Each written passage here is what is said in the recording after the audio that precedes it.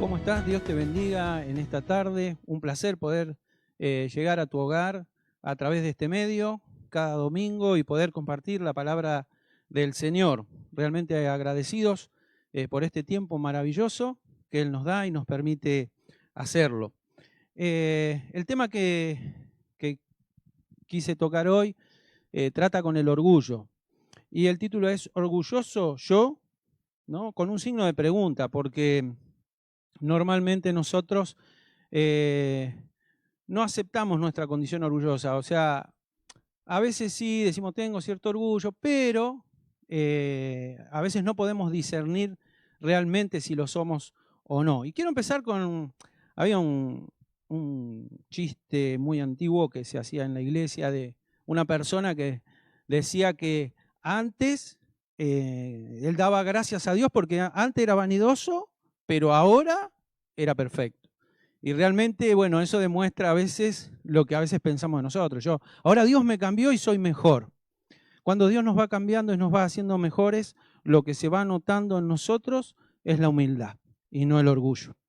Así que por eso quizás una manera anecdótica o por ahí decirlo de alguna forma de chiste, pero realmente lo que nos concierne eso es hoy. Y nosotros, la mayoría, nos autopercibimos como personas humildes, como decía al principio, ¿no?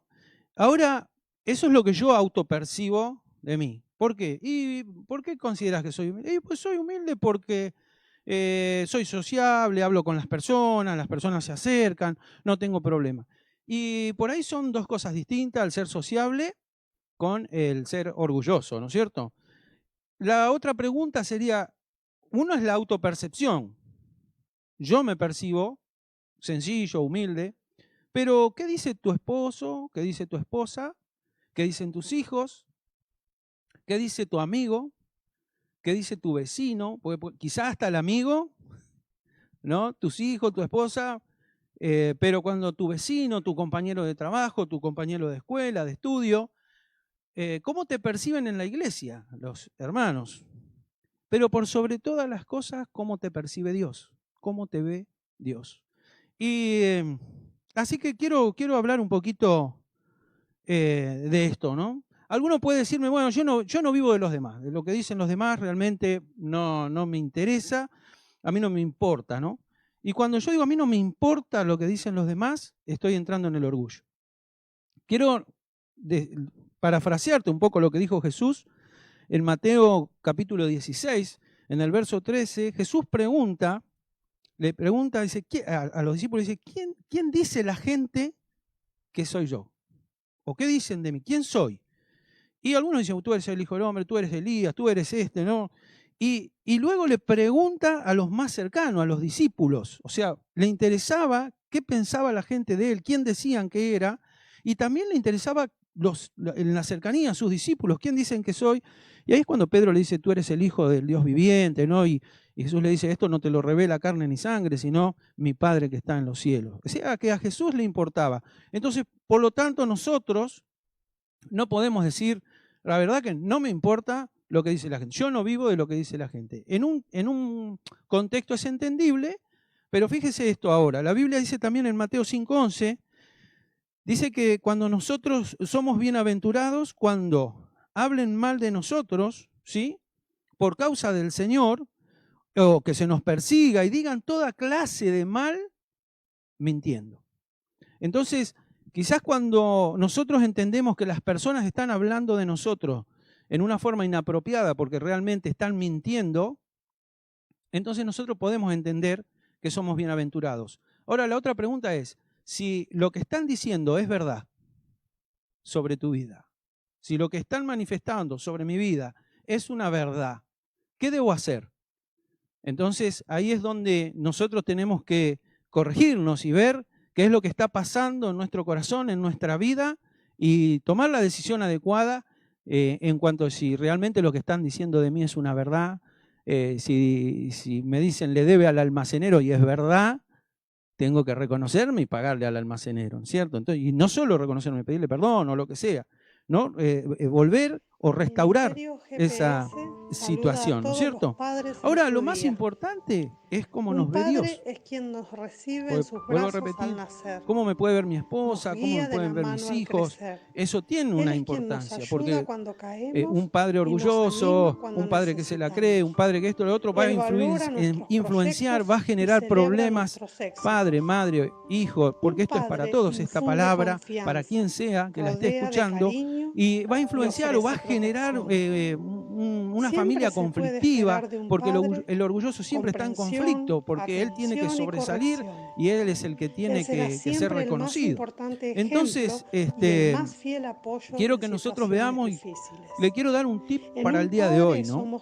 Y esto tiene que ver con la situación que estamos viviendo, con el tema de esta cuarentena que tenemos que vivir.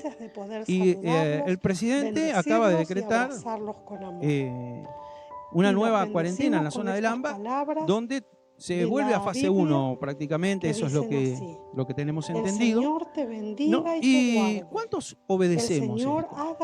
¿Cuántos realmente obedecemos esta situación de lo que dice el presidente? ¿O cuántos vamos a obedecer? ¿Cuántos estamos directamente pensando en obedecer? ¿No? Si es que no estamos, nosotros tenemos que obedecer. Si no estamos dentro de las personas esenciales, que son las que van a tener la autorización para circular, debemos quedarnos en casa, ¿no? Y algunos dirán, bueno, pero pastor, usted no tiene fe, porque hay que predicar el evangelio, nosotros tenemos que salir. Ahora, yo quiero decirte algo. Si estuviste atento la semana pasada, el domingo, hablamos de Abraham, y Abraham dice que por la fe Abraham salió sin saber a dónde iba, pero dice que obedeció, por la fe obedeció a Dios. Y sabe que la fe te lleva a la obediencia. Entonces, no es que los pastores no tengan fe, sino que los pastores obedecen. Si yo miro en el contexto del AMBA, las iglesias están cerradas, esta es la realidad, pero nosotros estamos en obediencia a las autoridades, como dice Romanos 13. Ahora, si los pastores están en obediencia, los ministros están en obediencia, los hermanos también deberían estarlo. Así que nosotros, así como Abraham, que no sabemos, dice que él salió sin saber a dónde iba, nosotros no sabemos cuándo termina esta pandemia y nosotros debemos estar sujetos y obedecer a las autoridades. Usted dirá, bueno, pero ¿qué tiene que ver esto con el orgullo?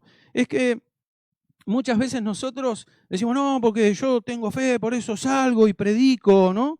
Y quiero decirle que cuando usted no tiene permiso para circular y sale y hace y no está sujeto, ¿no? Pero predico el evangelio. El apóstol Pablo decía que él estaba encarcelado, pero el evangelio estaba libre, no estaba preso. Y realmente hoy se nos prohíbe predicar el evangelio, por ahí se nos limita la circulación, pero el evangelio está libre y lo podemos predicar. De hecho, lo estamos haciendo de esta manera y creo que hoy las redes sociales están inundadas del evangelio del Señor, ¿no?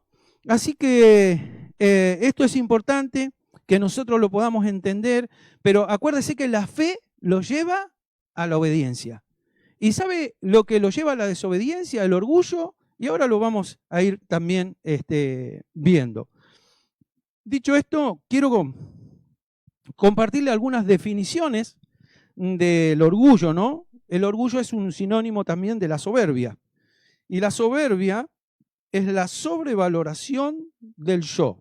Se está volviendo psicólogo el hermano, no. La soberbia es la sobrevaloración del yo, ¿sí? Es la creencia de que todo lo que uno hace es superior. Todo lo que yo hago es superior a todo lo que puedan hacer los demás. Por ejemplo, el soberbio, el orgulloso, no se rebaja a pedir perdón.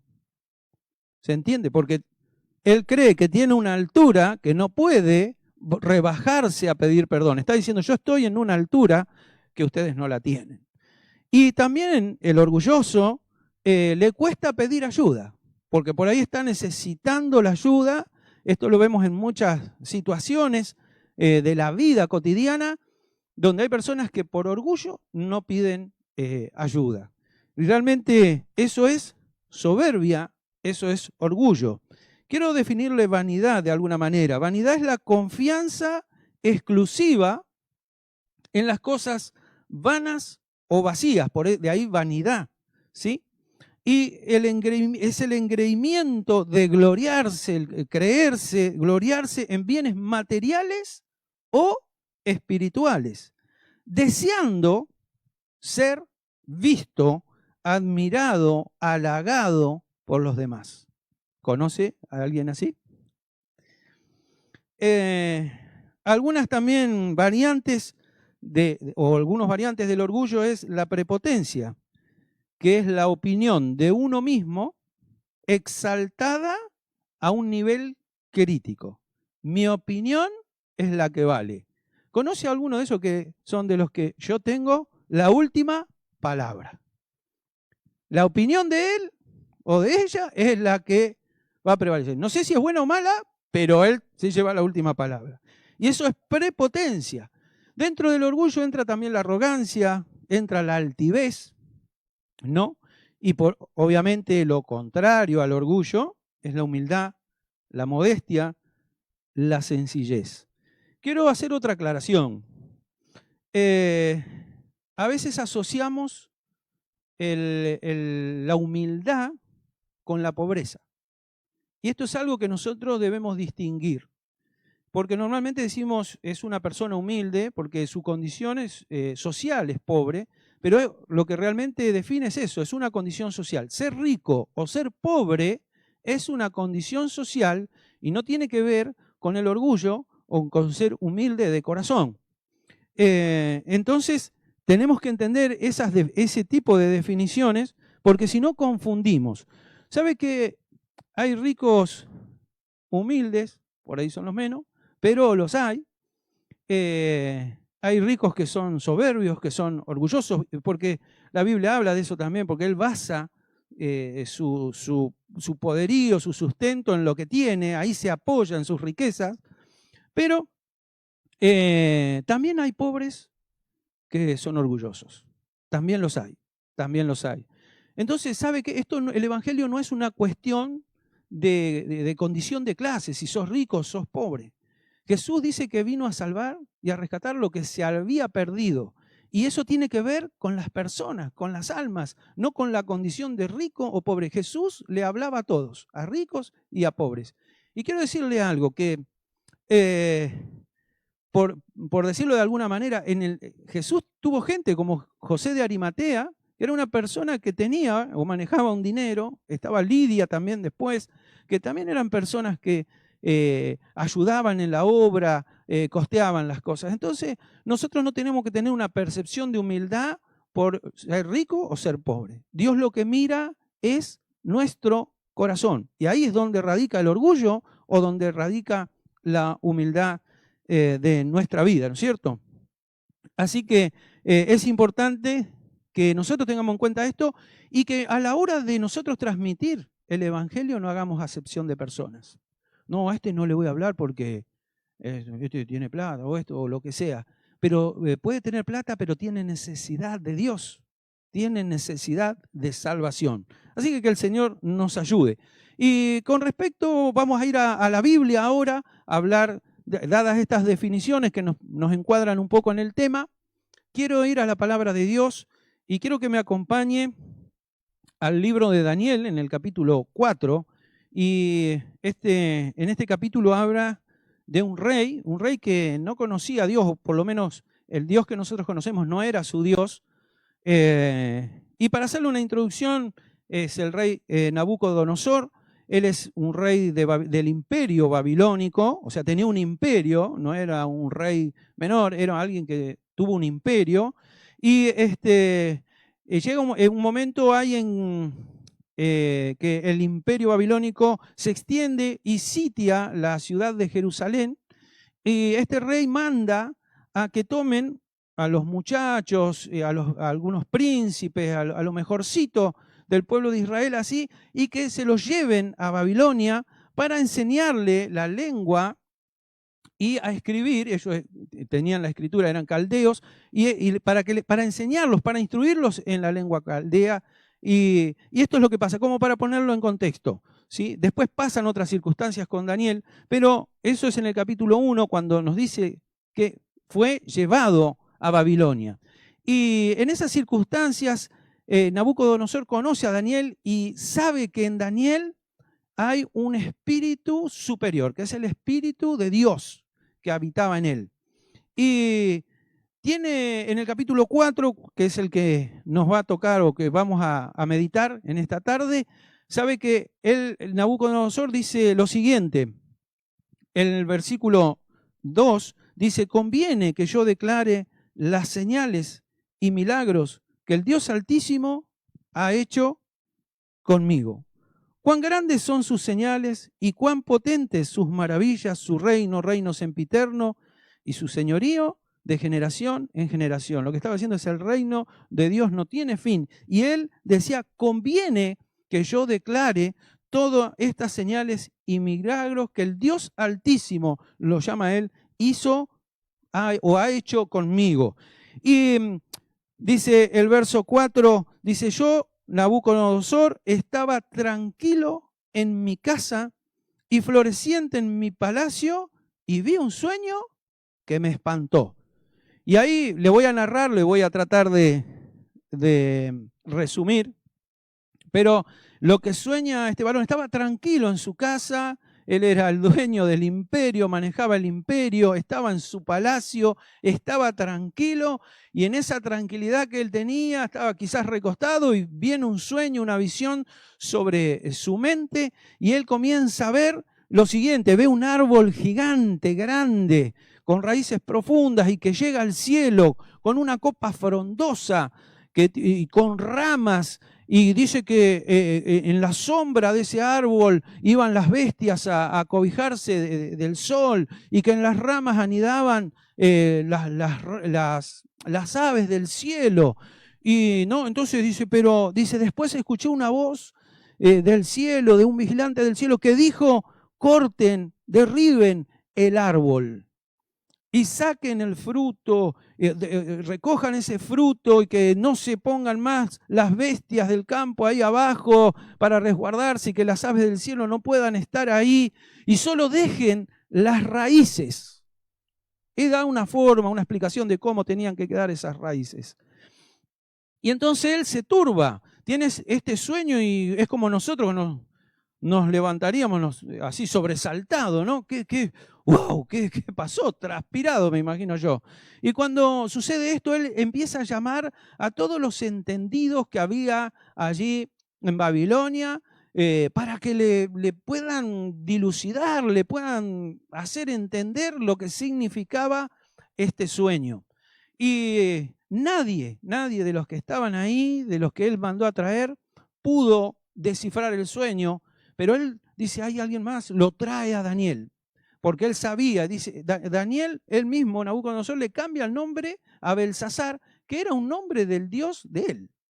O sea, fíjese cómo lo consideraba a Daniel, ¿no? Nabucodonosor tenía un Dios que se llamaba Belsasar, y él le pone ese nombre a Daniel. Entendía que en Daniel había algo superior.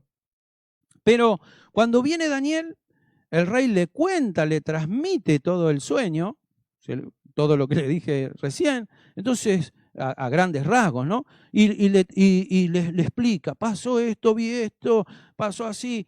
Y dice que Daniel, cuando escucha todo esto, dice que se quedó atónito, se quedó como helado, se quedó así. Una hora, dice, el relato bíblico dice que una hora se quedó sin abrir la boca.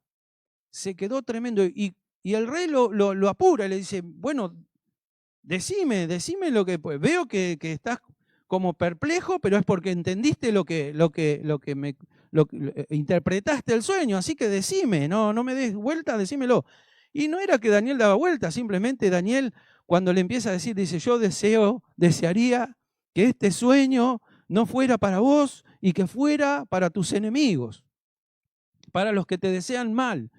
Pero le dice al rey: te lo voy a describir. Y le dice: ese árbol grande que vos viste, eres tú, le dice, ¿no? Y le dice: y la copa, y le empieza a describir todo eso de lo que él es, y le dice: y vas a ser cortado, tu reino va a ser cortado, vas a dejar el reino, aunque después va a seguir, por eso el tema de las raíces.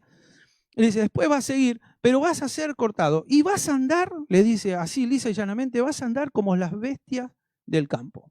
Vas a andar como las bestias del campo. Vas a comer pasto, el rocío va a ser tu baño, tú no te vas a bañar, solamente el rocío, te van a crecer las uñas. Algo tremendo, por eso el espanto que tenía Daniel al transmitirle esto, ¿no? Y le había dicho eso, el árbol era tu grandeza, porque tu imperio es tremendo, por eso llegaba hasta el cielo. Y una vez que le hace esta interpretación, le dice, esto te va a acontecer a vos. Esto es lo que te va a pasar. Se te va a cortar el reino y vas a andar como una bestia del campo. Y le dice en el verso 27, yo lo tengo acá, y es importante que lo leamos, dice, por tanto, oh rey, le dice la interpretación, y que hay una sentencia sobre Nabucodonosor, esto es lo que también decía, dice, por tanto, oh rey, el verso 27 del capítulo 4, acepta mi consejo, le da un consejo. Yo, si me pongo en el lugar de Daniel, no sé si le daría un consejo, porque el rey no se lo pidió, pero Daniel se lo da igual, y dice, acepta un consejo, tus pecados, le dice al rey, redime con justicia y tus iniquidades haciendo misericordia para con los oprimidos. Pues tal vez será eso una prolongación de tu tranquilidad. ¿Cómo estaba cuando empieza la narración de esto? Estaba tranquilo en el palacio. Y le está diciendo que acepte este consejo, que revea su situación porque él está oprimiendo y está pecando y le dice, fíjate que estás todavía a tiempo de que esto no sea de esta manera. Dios te está hablando y te está dando un tiempo para que las cosas no vengan sobre tu vida. Y quizás en esta tarde Dios te esté hablando, no digo quizás, Dios te está hablando y te está dando un tiempo para que muchas cosas no vengan sobre tu vida.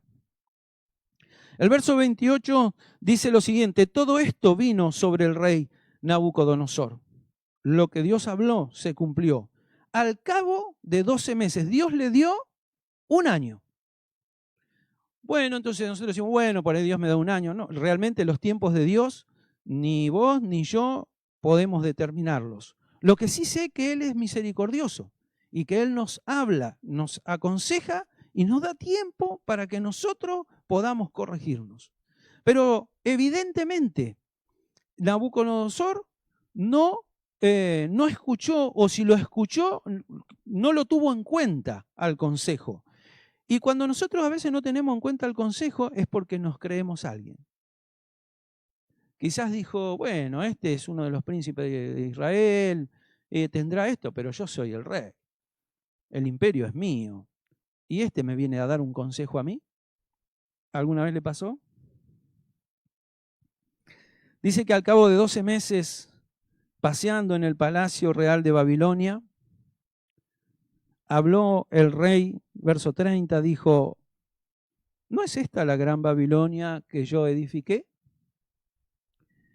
Y dice, para casa real, con la fuerza de mi poder y para gloria de mi majestad, le brotaba el orgullo, le salía por los poros, me parece. Y dice que aún estaba esta palabra en la boca del rey. Cuando él estaba terminando de decir esto, vino una voz del cielo y le dijo, te es quitado el reino. Y automáticamente se empezó a cumplir la visión que él había tenido y que Daniel le había interpretado. Y fue automático. En ese momento, el rey comienza a ser como una bestia. ¿Y sabe qué? Empieza a comer pasto. Y el rocío de la noche era su higiene. Y le comenzaron a crecer como pezuñas. Si uno no trata de imaginárselo y es algo tremendo, ¿no? Pero Esto es lo que realmente le pasó a él. Por no escuchar, bueno, entonces me voy a convertir en una bestia ahora si no hago lo que Dios me dice. Esto es algo que ocurrió, que fue real, pero que Dios nos habla a nosotros para que nosotros podamos reconvenir. Y yo lo que miraba es que, o puedo sacar quizás una conclusión, y esto es muy, muy personal lo que voy a decir, pero quizás el orgullo a veces nos convierte en una bestia.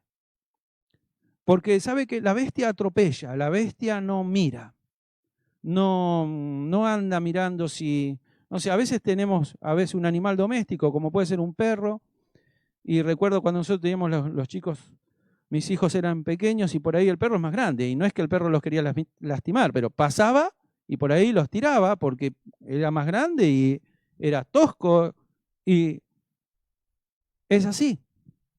Que Dios nos ayude y que nosotros no seamos de esa forma, que no seamos prepotentes, que no seamos altivos, que podamos escuchar el consejo de Dios. Y dice que se cumplió esa palabra sobre la vida de Nabucodonosor. Y el verso 34, yo quiero ser bíblico, a veces decimos no, pero realmente necesitamos ser bíblicos. Dice que al fin del tiempo, porque también se le había dicho que 7 tiempos iba a durar esa situación, y pasó eso, al pasar los 7 tiempos, dice, más al fin del tiempo, yo, dice él, Nabucodonosor, verso 34, alcé mis ojos al cielo. ¿Sabe que la bestia lo que hace es mirar al piso? Porque lo único que le interesa es, no sé, usted va, yo a veces, ya no hay tantos, pero ve un carro por la calle con un caballo y si usted para un segundo, el caballo enseguida tiende a ir a la vereda donde encuentra un poquito de pasto para comer. Mira hacia abajo. Pero cuando se cumplió el tiempo, dice, alcé mis ojos al cielo. ¿Sabes que el orgullo no te deja mirar al cielo? El orgullo quizás es también lo que se compartía hoy, cuando nosotros no reconocemos a Dios. Y no podemos mirar hacia arriba y decirle, gracias Dios por lo que me diste en este día. Y no sé si es mucho, pero ¿sabe qué? Dice que Dios nos sostiene con el pan necesario.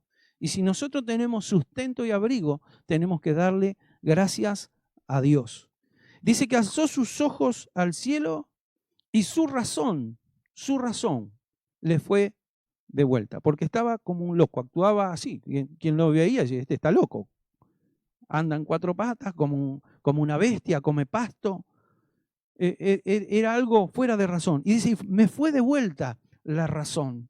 ¿Sabe que cuando nosotros estamos en orgullo, no podemos ver lo que nos rodea? Perdemos la razón de lo que está a nuestro alrededor, porque lo único que importa es lo que yo digo, lo que yo pienso y como yo quiero. Dice más, entonces ahí, cuando él pudo mirar al cielo, se cumplió el tiempo de Dios, pudo mirar al cielo, le fue de vuelta la razón. Dice, bendije al Altísimo y alabé y glorifiqué al que vive para siempre, cuyo dominio es sempiterno, o sea, no tiene fin, y su reino por todas las edades. Todos los habitantes de la tierra, y eso nos incluye, son considerados como nada. Y esto es tremendo, no, pero yo soy alguien. Bueno, nosotros dice que fuimos formados del polvo de la tierra. Y dice que del polvo venimos y al polvo vamos a volver. Y nada nos vamos a llevar de esta tierra. Entonces dice, todos los habitantes de la tierra son considerados como nada. Y Él hace, está hablando del Dios Altísimo, su voluntad en el ejército del cielo y en los habitantes de la tierra. Y no hay quien detenga su mano y le diga, ¿qué haces? Hoy se cantaba al principio, mi Dios es grande, mi Dios es fuerte. Y en un momento dice, nadie se le iguala o nadie se le puede igualar y nadie le puede hacer frente.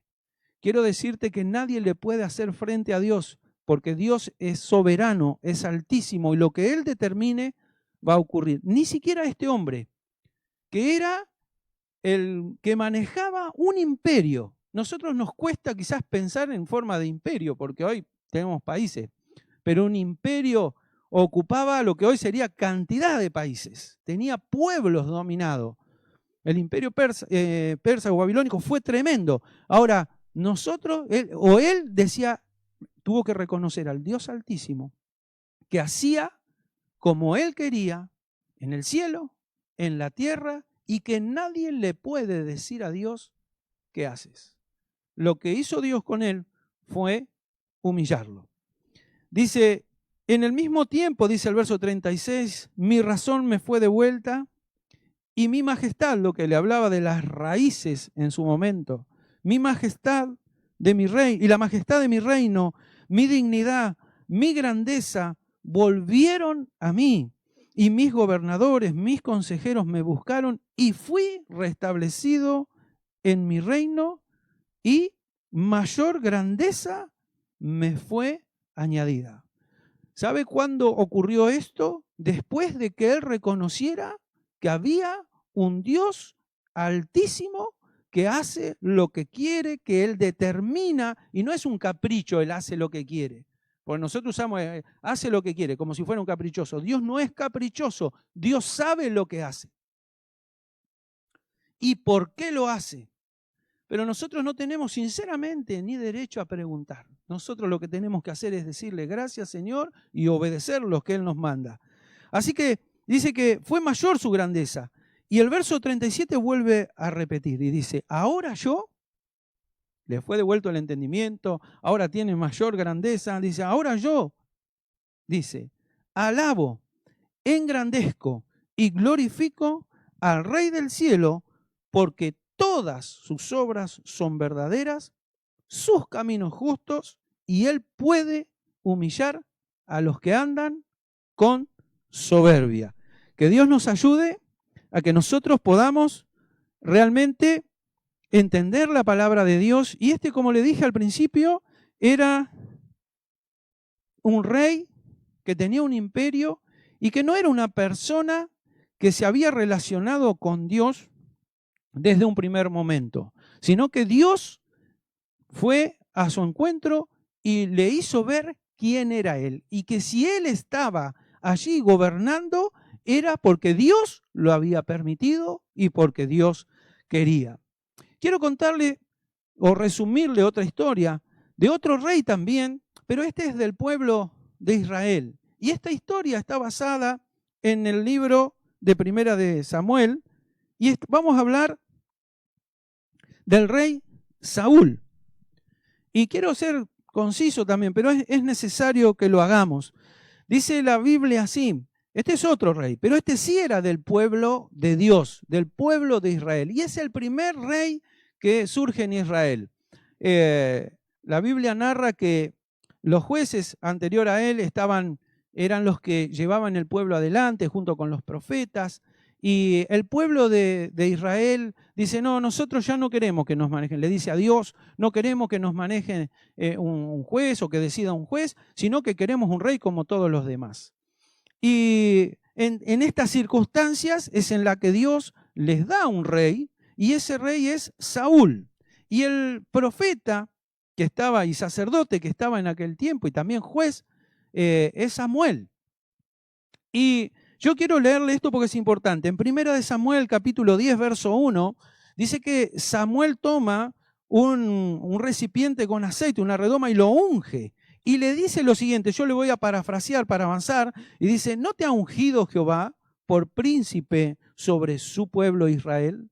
Le estaba diciendo que Dios lo había escogido a él para ese servicio. Y dice más, y le empieza a dar una serie de señales que iban a ocurrir y que iban a confirmar lo que el profeta le está diciendo. Dice, cuando te apartes de mí hallarás dos hombres que te dirán que fueron halladas las asnas de tu padre, que su padre era así, había perdido las asnas y lo había mandado a Saúl a buscarlas, para que usted lo entienda. Dice, luego te saldrán tres hombres en la encina de Tabor que suben a Betel, los cuales te van a dar 2 panes. Y luego dice, llegarás al collado de Dios donde están los profetas, y el Espíritu de Dios va a venir sobre ti con poder y vas a profetizar y vas a ser cambiado en otro hombre Y dice que todas estas cosas, dice que cuando Saúl está con el profeta y el profeta Samuel le declara todas estas cosas, lo unge y le dice todas estas cosas, dice que Samuel se da vuelta y fue mudado en otro hombre, fue cambiado su corazón, porque eso es lo que nosotros entendemos cuando dice fue mudado en otro hombre. Dios nos cambia, aunque no dice me cambié de casa, me mudé, me cambié. Dios lo cambió, cambió su corazón, cambió todo. ¿Y sabe qué?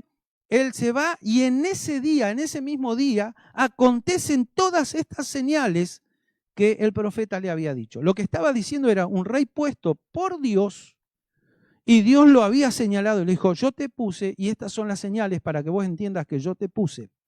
¿Sabe que en un momento cuando Samuel le dice, Dios me dijo que te unja por rey, él dice, pero yo soy de la tribu de Benjamín, la tribu más pequeña de Israel, y encima de la casa de Benjamín, de las familias más chicas. Tenía como entendía que él no merecía esa situación. Pero Dios le confirma de esta manera. Quiero ir rápido al capítulo 11, ya él es ungido rey por Saúl, y luego en el capítulo 11 dice que derrota a los amonitas. Entonces, ahí Saúl ya es respaldado por el pueblo, porque eso que había hecho el profeta fue entre el profeta y Saúl específicamente, aparte, pero luego, ¿sí? Se extiende esto cuando hace esta derrota de los amonitas, ya hay un respaldo del pueblo. Ven que Saúl, Dios lo respalda y el pueblo dice, no, vamos, y se lo unge adelante del pueblo, ¿no? Capítulo 13, viene una guerra contra los filisteos, siempre tuvieron contienda los filisteos con Israel, y fíjense, el capítulo 13, verso 1 dice, llevaba un año en el reino, ya tenía un año, ya estaba, no digo que afirmado, pero ya lo había ungido el profeta, lo había reconocido el pueblo, y él ya tenía un año ahí gobernando, y él lo que hace, elige 3.000 hombres, 2.000 estaban con él, 1.000 con su hijo Jonatán. Y viene esta guerra con los filisteos y el verso 5 dice que los filisteos del otro lado eran 30.000 carros, 6.000 hombres y a caballo y pueblo como la arena, dice, ¿no? Cantidad. Ahora, esto eran 3.000 contra... Sí, cuando hablamos de 30.000 carros serían como si tuvieran tanque de guerra, por decirlo de alguna manera ahora, ¿no? Entonces este se encuentra con 3.000 de este lado, 2.000 con él, 1.000 con Jonatán, del otro lado 30.000, 6.000 hombres a caballo y una cantidad de pueblo, ¿no? Y entonces, ¿qué pasa? A los israelitas le empieza a agarrar temor. Ven todo eso y dicen, no, acá... Y empiezan a desertar y se esconden en las peñas, se esconden donde pueden. Muchos empiezan a desfallecer y lo van dejando a Saúl, comillas, solo. Y Saúl ve esta situación. Y quiero ir al verso 8 de ese mismo capítulo. Dice, esperó 7 días como Samuel, esto es Saúl, ¿no? Saúl esperó 7 días como Saúl le había dicho, pero Samuel no llegaba. Y el verso 9 dice lo siguiente, dice que Saúl dijo, traigan el holocausto y lo ofreció. ¿Sabe que para ofrecer holocausto, él era rey, pero no era sacerdote? Y el único que podía ofrecer el sacrificio, porque Saúl decía, el pueblo se me está desertando y yo no ofrecí sacrificios de paz. Entonces él decía, yo voy a hacer el sacrificio para que el pueblo se quede conmigo, para que el pueblo no deserte, para que me ayuden en la batalla. Pero él, pensó en quizás en cómo me van a ver, el pueblo me está desertando, pero no obedeció a la palabra de Dios. Dice, traigan el holocausto y lo ofreció. Y cuando dice que terminó de ofrecer el holocausto, llegó Samuel. Samuel era el que lo tenía que ofrecer. Y le dice, ¿qué has hecho? ¿Qué hiciste? ¿No? Y él le dice, vi que el pueblo se desertaba. Y yo le voy a parafrasear, más adelante el profeta le dice, hiciste locamente. Algo similar le pasó a Nabucodonosor, quedó fuera de razón. Y en este caso lo trata de la misma manera. Dice, locamente actuaste, hiciste algo que no tenías que hacer. Vos eras rey, pero no eras sacerdote y no lo tenías que hacer. Dice, no guardaste el mandamiento. ¿Sí? Y le dice, si vos hubieras obedecido a la palabra de Dios, lo que estaba mandado, tu reino te sería confirmado. Es decir, ibas a quedarte en el reino y Dios te iba a dar descendencia para que se quede en él, pero dice, tu reino no va a durar. Capítulo 15, dice que después Samuel, me estoy salteando algunas cosas, pero es para resumir, dijo a Saúl, ahí tenemos el primer error, en el capítulo 13 el primer error, no siguió lo que tenía la palabra de Dios, lo que estaba determinado, que él no debía ofrecer, sino que tenía que esperar que venga el sacerdote para ofrecer. ¿Se da cuenta que no era fe? No era fe. Era yo, se me deserta el pueblo, ¿con qué voy a ir contra los filisteos? No había confianza en Dios. Y él toma una decisión. Por eso digo que el orgullo te lleva a la desobediencia. Dijimos que Abraham por la fe salió y obedeció. Pero este hombre, que también fue ungido por Dios y en muchas cosas, tomó una decisión de desobedecer a Dios y esto es por orgullo. Capítulo 15, verso 1 dice, después Samuel dijo a Saúl, Jehová me envió para que te ungiese como rey. Le da una oportunidad, como pasó con Nabucodonosor. Dice, ahora bien, escucha, atentamente le dice que escuche. ¿Qué cosas? Dice, las palabras de Jehová. Pasó el error. Y Dios le dice, quiero que escuches. Samuel le dijo, mira, quiero que ahora pongas atención. ¿Cuántas veces Dios nos dice a nosotros que pongamos atención? Cuando ¿está escuchando con atención o está escuchando? Ponga atención, porque esto le va a servir para su vida espiritual. Dice, voy a castigar a los amalecitas. Los voy a castigar por lo que le hizo a Israel cuando ellos subían de Egipto, le cuenta todo, ¿no? Y le dice, anda, le dice, pone atención, Saúl. Dios dijo que va a destruir a los amalecitas y que te va a usar a vos para destruirlo. Y le dice, anda y no dejes a ninguno con vida. A nadie, ni al rey, ni a los príncipes, ni a los niños. Parece tremendo, pero dice, no dejes a uno con vida, nada, ni chicos, ni grandes, ni mujeres, ni ganado, ni no traigas nada, no toques nada, simplemente destruílos. Y dice el verso 7 que Saúl derrotó a Amalec. Y dice que tomó vivo al rey y Saúl y el pueblo le perdonaron la vida. ¿Qué había dicho Dios? Pone atención, Saúl, pone atención. No dejes a nadie con vida. ¡Oh, qué cruel es Dios! El tema es que Dios es soberano. Y le dijo, pone atención, no dejes a nadie con vida. ¿Qué hace Saúl? Lo toma vivo al rey y Saúl, y el pueblo le perdonan la vida. Tomaron una decisión por encima de lo que Dios había determinado. Y eso, ¿sabe cómo se llama? Orgullo. Porque yo no puedo hacer algo ni contradecir algo que venga de parte de Dios para mi vida, algo de parte del Dios Altísimo, como reconocía Nabucodonosor. Y que él decía, él hace como quiere en el cielo, en la tierra y en donde sea. Así que decidieron lo contrario. Y sabe que lo reconviene, viene Samuel y le dice, ¿qué hiciste? No, dice, yo fui, ataqué, dice, yo cumplí con la palabra de Dios.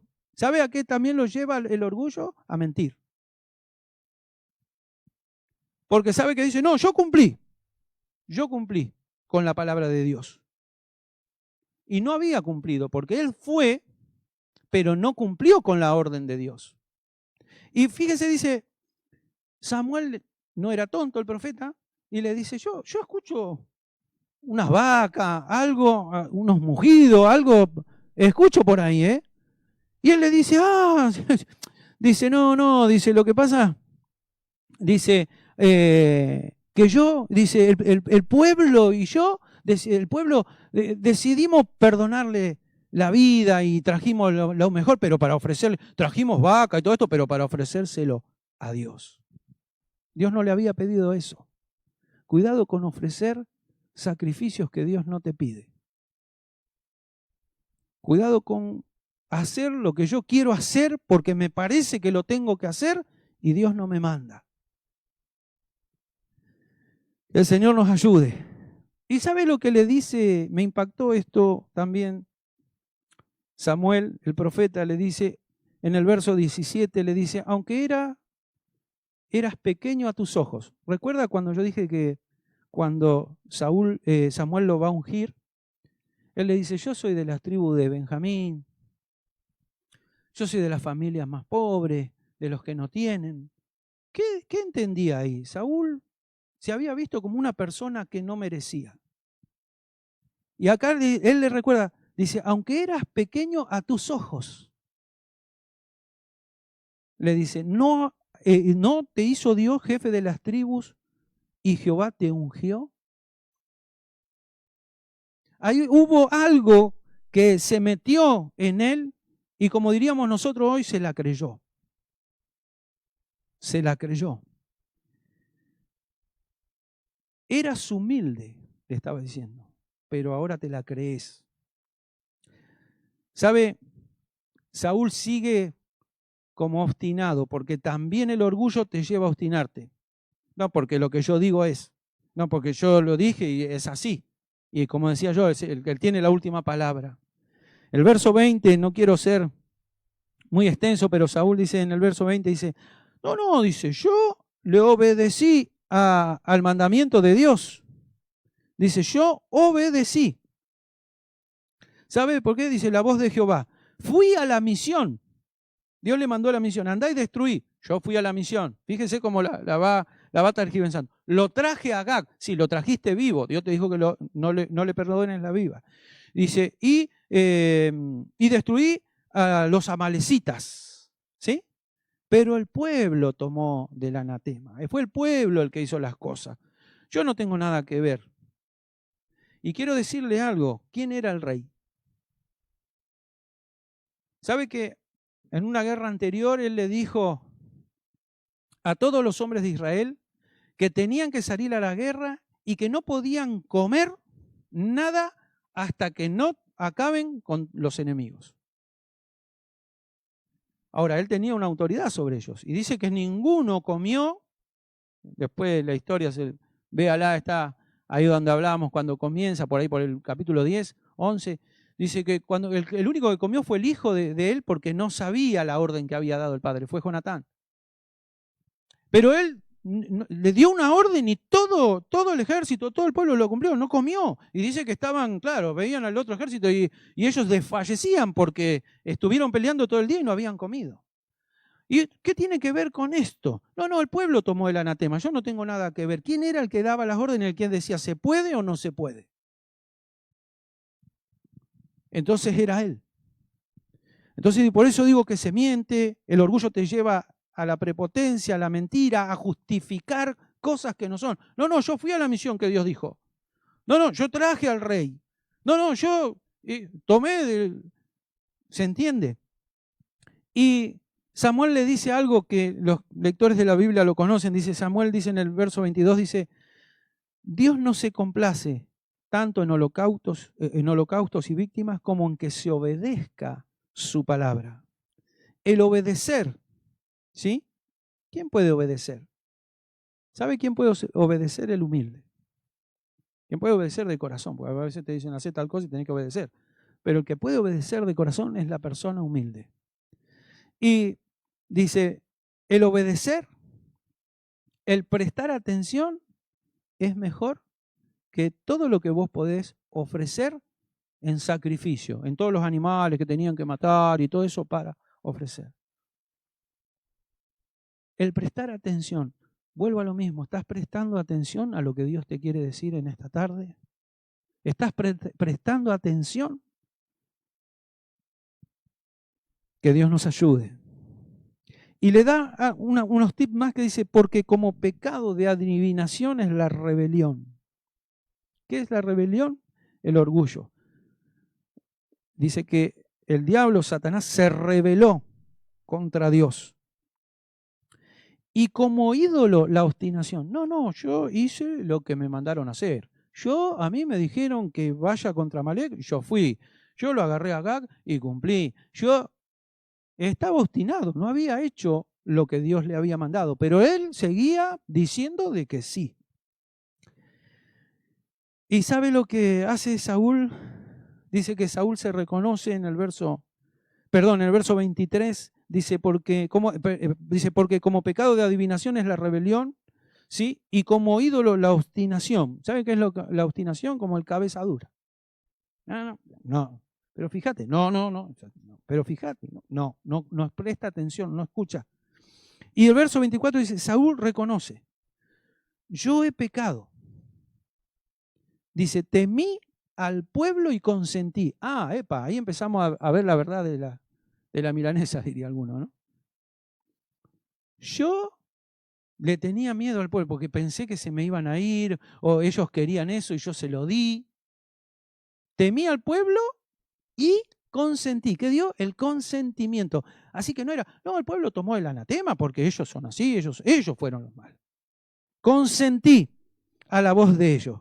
¿Sabe por qué consintió a la voz de ellos? Porque él quería ganarse el favor de esas personas. No, queremos tomar de los bienes, de todo lo que tienen acá, lo queremos agarrar para nosotros.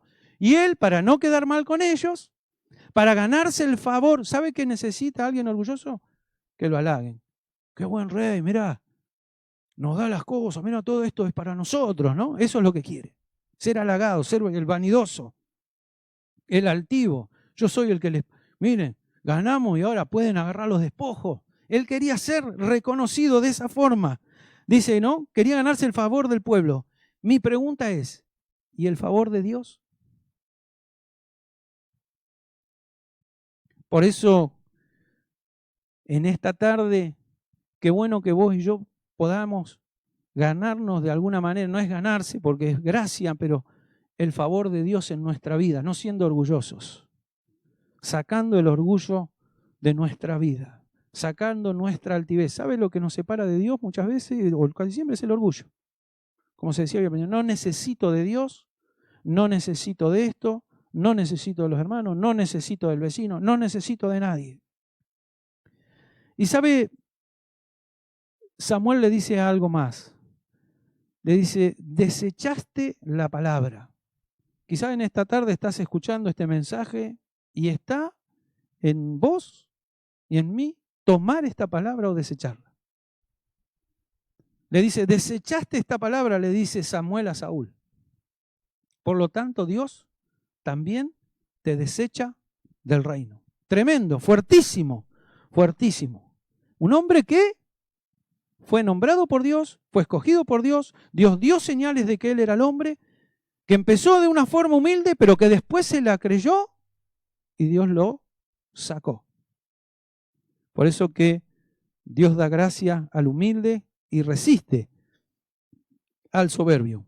Y por último, cortito así, en Apocalipsis capítulo 3, verso 17, la Biblia habla de una iglesia, la iglesia de la Odisea. Y era una iglesia que no andaba bien. ¿Y sabe lo que decían los hermanos de ahí, las personas que estaban en esa iglesia? Decían, yo soy rico, me enriquecí y de ninguna cosa tengo necesidad. Eso es lo que ellos manifestaban. Yo soy rico, yo me la gané y no tengo necesidad de nada. ¿Sabe lo que veía Dios? Fíjese, esto es lo que veían ellos. Por eso yo arranqué hoy diciendo cómo nos percibimos nosotros. No, yo estoy bien, yo soy... No, a mí me quieren. No, sí, se dan conmigo. No, sí, es mi autopercepción. ¿Me tengo que examinar? Sí. Pero ¿cómo nos ve Dios? ¿Cómo nos ven los que nos rodean? ¿Y sabe cómo lo veía Dios? ¿Cómo veía Dios a esa iglesia? Dice, y no sabes. Normalmente el orgulloso le dice, yo ya sé. No, a mí no me vengas a decir. Y yo ya la pasé. Él ya sabe todo, no le puede decir nada. ¿Y sabe lo que le dice el Espíritu? Y no sabes que tú eres un desventurado, lo contrario a bienaventurado, lo contrario a ser feliz, ¿no? Miserable, miseria espiritual. Pobre, ¿no? Se creía rico, pero era pobre. Porque es como lo ve Dios, ¿no? Ellos cómo se veían, ricos, pero ¿cómo lo veía Dios? Pobre, ciego. ¿Sabe qué? No ves por dónde andás. Tu orgullo, tu forma, no te deja ver las circunstancias ni lo que te rodea. Estaba en tiniebla, ceguera espiritual, desnudo. ¿Sabe de lo que habla de la desnudez? Habla del pecado. Como Adán y Eva cuando pecaron, fueron abiertos sus ojos y cuando vino Dios como venía todos los días a verlo, se escondieron porque estaban desnudos. Pecado. Que en esta tarde nosotros podamos, como los consejos que nos da la palabra, poner atención a esta palabra. Podamos reflexionar sobre esta palabra. ¿Sí? Escucha atento, le dijo Samuel a Saúl. La palabra de Dios no la deseches. Te pido en el nombre de Jesús que no la deseches. Escucha el consejo como Daniel le dio a Nabucodonosor.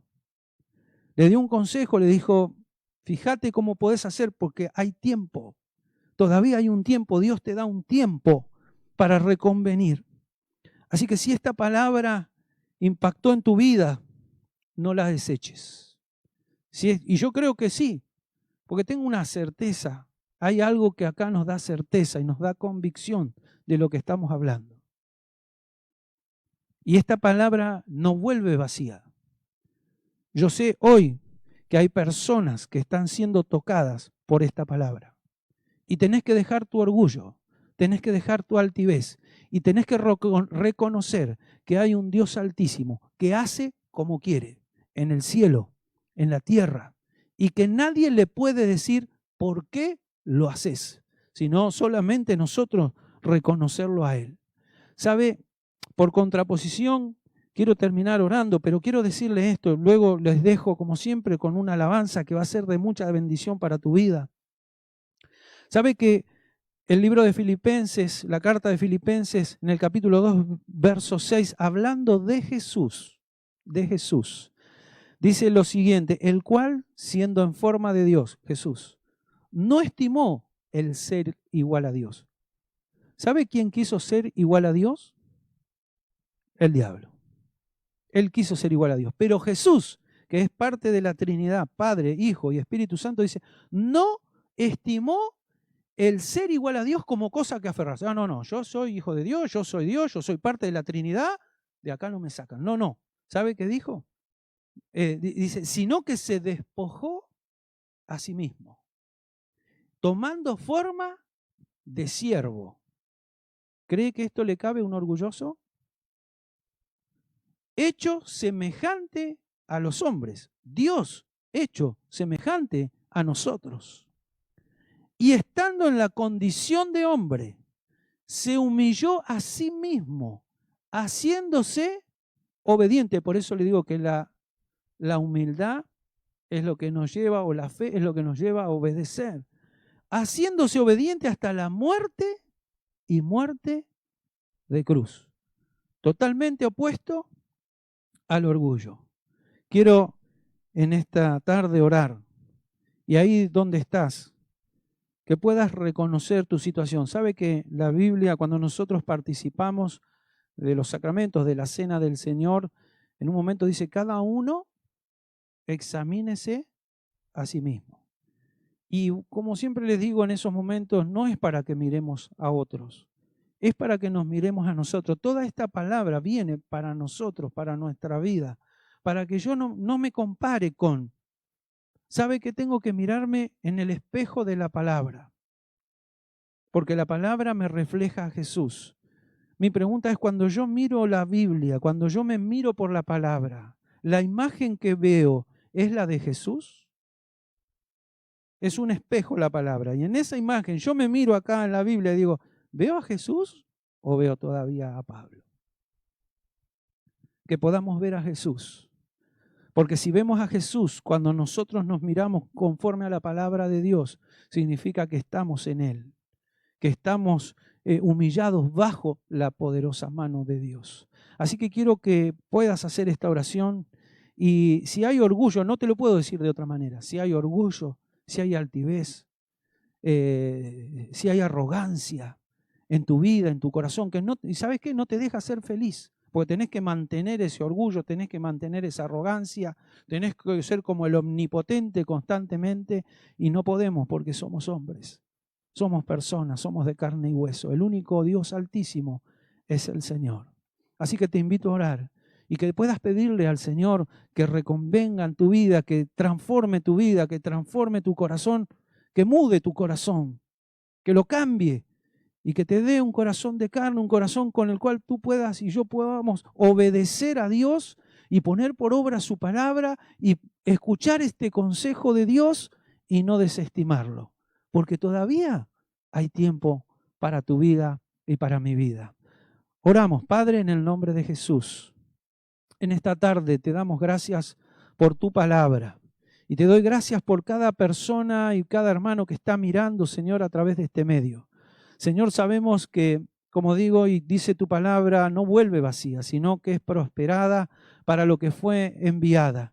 Yo sé, Señor, y creo que hay personas que en esta tarde se están arrepintiendo, que están, Señor, reconociendo que necesitan de ti, que su orgullo hasta hoy las limitaba, pero que a partir de este día reconocen que hay un Dios que está en los cielos, pero que también vino Jesús sobre esta tierra. Señor, ese que no se aferró a ser igual a Dios, no se aferró a esa forma, sino que se humilló a la forma de hombre y estando en esta condición de hombre se humilló a la muerte de cruz para que nosotros, Señor, podamos ser libres de nuestros pecados. Entre esos pecados está el orgullo. Tú te lo llevaste en la cruz del Calvario.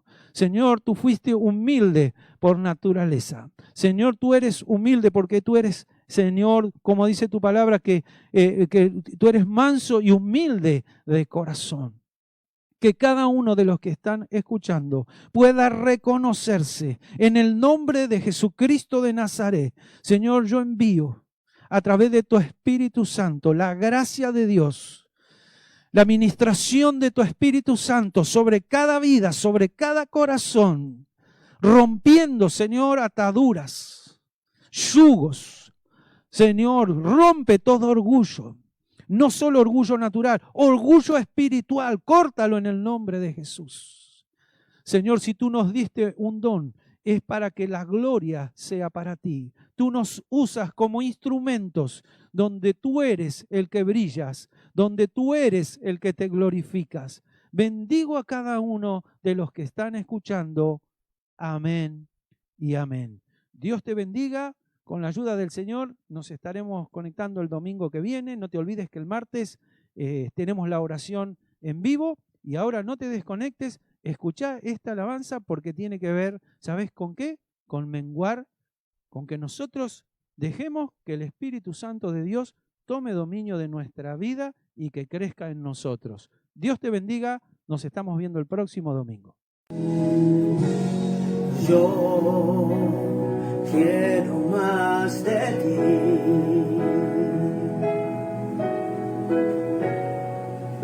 y habitar en tu presencia,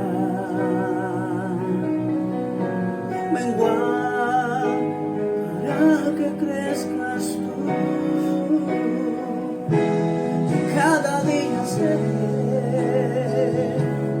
más como tú. Quebranta mi corazón, quebranta mi vida, te entrego mi voluntad a ti. Todo lo que soy, Señor, todo cuanto tengo es tuyo. Yo quiero menguar para que crezcas tú.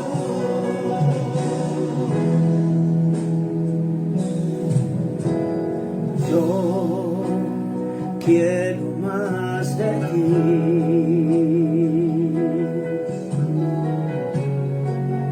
y habitar en tu presencia, menguar para que crezcas tú. ser